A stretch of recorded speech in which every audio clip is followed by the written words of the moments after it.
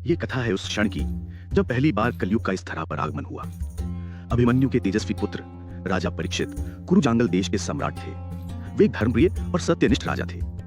एक दिन उन्हें सूचना मिली कलयुग उनके राज्य में प्रवेश कर गया है और बस राजा निकल पड़े धर्म की रक्षा हेतु कलयुग पर विजय पाने। वे सौराष्ट्र सरस्वती नदी के तट पर पहुंचे और वहां उन्होंने एक अचंभित करने वाला दृश्य देखा।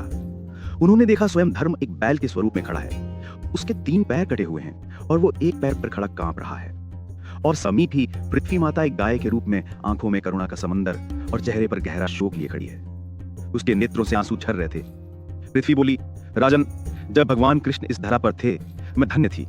अब उनके धाम गमन के साथ पाप की छाया हर दिशा में फैल रही है। कलयुग मुझे ग्रास रहा है किंतु मैं असहाय हूं। राजा का हृदय पिघल उठा। उन्होंने बैल रूपी धर्म से पूछा, तुम्हारे 3 पैर किसने काटे? धर्म बोला, हे नरेश, त्रेता युग में धर्म का पहला पैर, द्वापर में दूसरा और कलयुग में तीसरा पैर भी कट गया। अर्थात सत्य, तप और पवित्रता रूपी धर्म के 3 पैर कट चुके हैं। अब केवल दान दया रूपी एक पैर पर ही धर्म टिका है। उसी के बल पर कलयुग में मनुष्य जी रहे हैं। तभी राजा की दृष्टि पड़ी एक राजवेशधारी पुरुष पर, जो गाय और बैल को निर्दयता से पीट रहा था। राजा ने गरज कर पूछा, दुष्ट, तू कौन है? उस पुरुष ने सिर उठाया और बोला, मैं कलयुग हूं। राजा का क्रोध भड़क उठा। मेरे राज्य में धर्म, मैं तुझे अभी समाप्त कर दूंगा। कलयुग बोला, राजन, मेरे दोष ही नहीं, माना मेरे युग में धन संपत्ति के लिए भाई भाई लड़ेंगे, स्त्री पुरुष मर्यादा का उल्लंघन करेंगे, हिंसा का प्राधान्य रहेगा, मानव अल्प आयु और अल्प बुद्धि होंगे, लोग मांस मदिरा का सेवन करेंगे। लेकिन मेरे एक महान गुण को भी सुनिए। मेरे युग में भगवान के नाम का सच्चे मन से किया गया जप सभी युगों के जप, तप, यज्ञ और पूजा से कहीं अधिक पुण्य देता है। राजा के क्रोध की ज्वाला कुछ शांत हुई। कली ने उनके चरण पकड़ लिए। मैं शरणागत हूं, मुझे मत मारिए।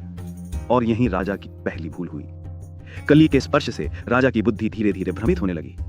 राजा ने कहा, कली, जा, तुझे मैं प्राण दान देता हूं, किंतु तुम मेरे राज्य में नहीं रह सकता।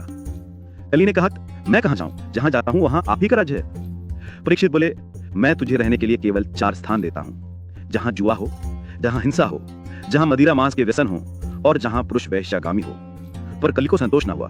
उसने कहा, यह तो सभी गंदी जगह है, मुझे किसी सुंदर जगह में निवास दीजिए राजन। राजा परीक्षित बोले, तो सुन, आज से तेरा निवास सुवर्ण अर्थात अधर्म से प्राप्त धन में होगा।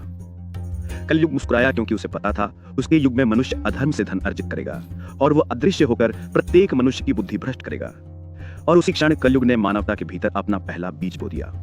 वैसे तो जिस क्षण श्री कृष्ण इस पृथ्वी को त्याग कर गोलोक धाम पधारे थे, उसी क्षण से अधर्म रूपी कलयुग का पृथ्वी पर आरंभ हो गया था। यही कलयुग का आरंभ था। अगर आपको ये कहानी अच्छी लगी हो तो लाइक और सब्सक्राइब करना न भूलें।